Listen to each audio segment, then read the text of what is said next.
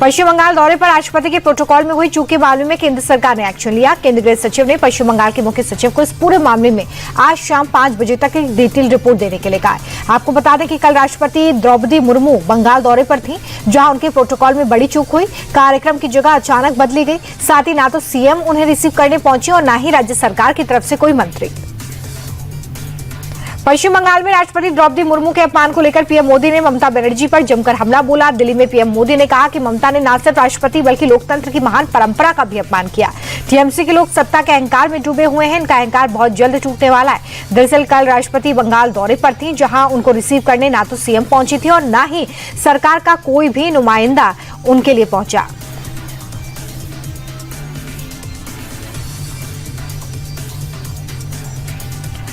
अंतर्राष्ट्रीय महिला दिवस के मौके पर लखनऊ में कार्यक्रम हुआ। मुख्यमंत्री योगी आदित्यनाथ शामिल हुए। सीएम योगी ने कहा कि अब यूपी की पहचान बदल गई है। पहले दंगा और कर्फ्यू प्रदेश की पहचान थी। बेटों को स्कूल भेजना लोग नहीं चाहते थे, लेकिन आज हालात बदले हैं। बेटियां सुरक्षित महसूस करती हैं। सुरक्षा के लिए सरकार प्रतिबद्ध है। सुरक्षा के साथ खिलवाड़ करने वालों पर सख्त कार्रवाई होती है।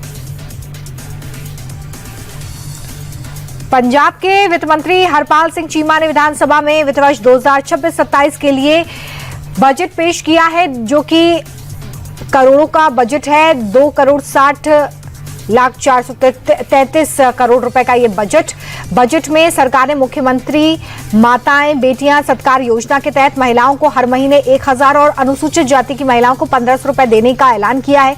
स्वास्थ्य के लिए सरकार की तरफ से 6,000 करोड़ से ज्यादा का प्रस्ताव रखा गया है। तो वहीं सरकार ने नशे के खिलाफ चलाए जा रहे युद्ध नशे दे विरुद्ध अभियान को और तेज करने का ऐलान किया है। सरकार ने ड्रग सेंसस कराने की भी घोषणा की है।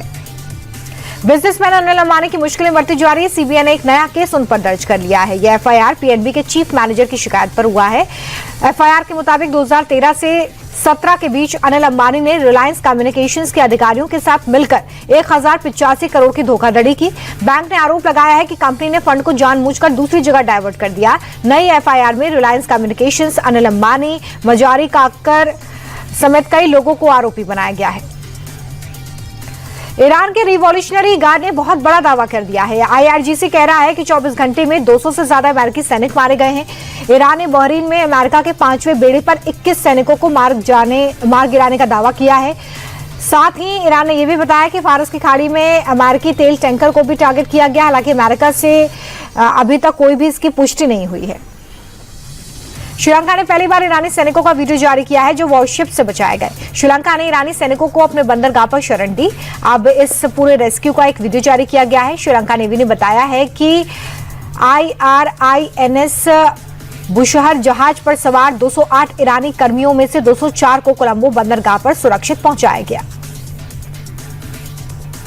ईरान में युद्ध के 9वें दिन अमेरिका और इजरायल की सेना पर बम और मिसाइलों से अटैक हुआ। मिसाइल अटैक से तेहरान के आसमान में धुएं का गुबार छाया हुआ है। बीते 200 घंटे में अमेरिका और इजरायल ने ईरान के 750 से ज्यादा ठिकानों पर तबाही मचाई। 300 से ज्यादा मिसाइल लॉन्चर बर्बाद किए।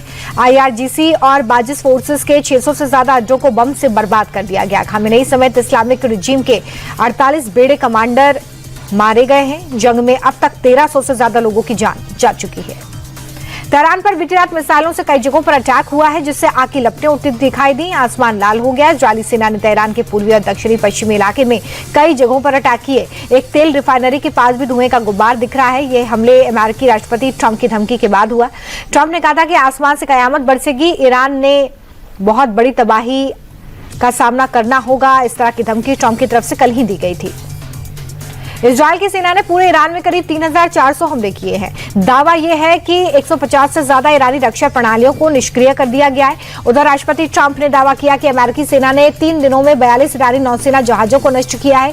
साथ ही ईरानी एयरफोर्स को खत्म कर दिया है। ट्रंप कह रहे हैं कि हमने उनके कम्युनिकेशन को बंद कर दिया है। सारा टेलीकम्युनिकेशन चला गया है। इराक के कुर्द क्षेत्र में स्थित इरबिल हवाई अड्डे पर भी अटैक किया गया है। विस्फोटों के बाद धुआं उठता दिखाई दिया। लोगों ने धमाके की 3 जोरदार आवाजें सुनी। इलाके में विमानों के उड़ने और सायरन की आवाज भी सुनाई दी। कुछ मिसाइल और ड्रोन को इंटरसेप्ट किया गया है। बहरीन में भी 86 मिसाइल, 148 ड्रोन हमलों को रोकने का दावा है।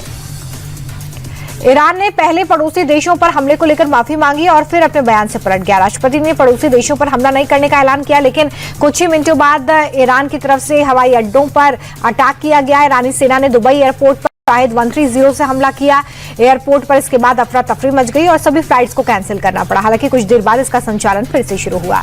मरीना टावर पर भी ड्रोन का मलबा गिरने से बिल्डिंग को नुकसान हुआ है और एक व्यक्ति की मौत हो गई है। मिडिल ईस्ट में जारी तनाव के बीच देश में पेट्रोल डीजल की कीमत बढ़ने की चिंता खत्म हो गई है, क्योंकि स्ट्रेट ऑफ होर्मुज रूट बंद होने के बाद सरकार ने कुल इंपोर्ट का 10% कच्चा तेल नए रूट से मंगाना शुरू कर दिया। सरकार के सोर्सेस कह रहे हैं कि अंतर्राष्ट्रीय बाजार में उतार चढ़ाव के बावजूद भारत के पास तेल का पर्याप्त भंडार है और स्थिति नियंत्रण में है। होर्मुज रूट बंद होने की वजह से इंटरनेशनल मार्केट में कच्चे तेल के दाम 27% बढ़ गए हैं। दिल्ली के बवाना इलाके में 24 साल की लड़की की गोली मारकर हत्या कर दी गई। मृतक की पहचान भूपेंद्र के रूप में हुई है। बताया जा रहा है कि राजवाटिका के पास एक युवक का शव पड़े होने की जानकारी पुलिस को मिली। मौके पर पहुंची पुलिस तुरंत लड़के को अस्पताल ले गई, जहां डॉक्टर्स ने उसे मृत घोषित किया। पुलिस को शक है कि आपसी रंजिश में हत्या हुई है। पुलिस ने आसपास के सीसीटीवी फुटेज को जब्त कर लिया है और आरोपियों की पहचान में जुट गई है। दिल्ली के उत्तम नगर में मर्डर मामले में पुलिस ने 2 आरोपियों को गिरफ्तार किया है। एक नाबालिग सहित अब तक कुल 7 आरोपी पुलिस ने पकड़े हैं। पुलिस ने केस में SC/ST एक्ट भी जोड़ दिया है। वहीं आरोपियों के खिलाफ बुलडोजर एक्शन हुआ है। भारी सुरक्षा के बीच प्रशासन ने आरोपियों के घर के अवैध हिस्से को ध्वस्त कर दिया है। JJ कॉलोनी को छावनी में तब्दील कर दिया गया है। आला अधिकारी लगातार फ्लैग मार्च कर रहे हैं। दिल्ली पुलिस ने वकील पर हुए हमले के मामले में वांटेड शूटर समेत 3 बदमाशों को गिरफ्तार किया। यह ऑपरेशन सेंट्रल डिस्ट्रिक्ट पुलिस के स्पेशल स्टाफ ने किया। पुलिस ने बदमाशों के पास से एक मेड इन इटली पिस्टल, 8 जिंदा कारतूस, 2 स्कूटी बरामद की। आरोपी सोहेब कुख्यात अपराधी है, जिस पर पहले से ही 7 मामले हैं। अनीस और माजिद भी गंभीर मामलों में वांटेड हैं।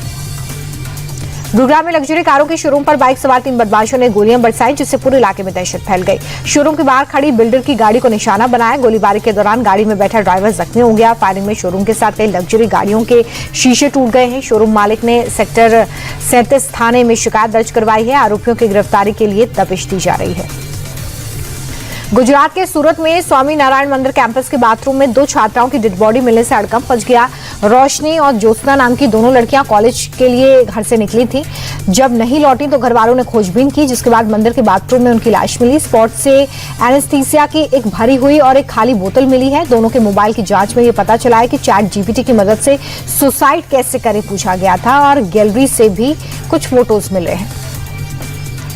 गूगल के CEO सुंदर पिचाई को अगले 3 साल में अपनी कंपनी से भारी भरकम वेतन मिलने वाला है। रिपोर्ट के मुताबिक पिचाई को अगले 3 साल के लिए करीब 6,300 करोड़ रुपए का वेतन मिलेगा। इस पैकेज के साथ ही पिचाई दुनिया के सबसे ज्यादा वेतन पाने वाले कॉर्पोरेट प्रमुखों में शामिल हो जाएंगे। पिचाई के पैकेज का एक बड़ा हिस्सा परफॉर्मेंस स्टॉक यूनिट्स PSU के रूप में है। पिचाई को 3 सालों में हर महीने $84 मिलियन के रिक्वेस्टेड स्टॉक वेस्टिंग मिलेगी, जबकि निश्चित सालाना सैलरी $20 लाख मिलेगी।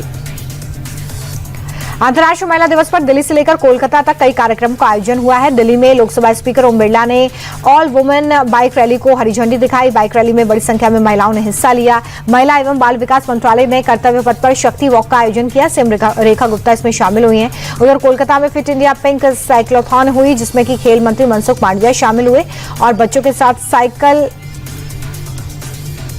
चलाई और फिट रहने का संदेश दिया। तो वहीं चंडीगढ़ में भी महिला दिवस पर वॉकथॉन का आयोजन किया गया। रंग पंचमी पर इंदौर में पारंपरिक गेर निकली। परंपरागत गेर में लाखों लोग शामिल हुए। टैंकर पर मिसाइलें लगाकर लोगों पर रंग बरसाए गए। रंगीन पानी की बौछार की गई।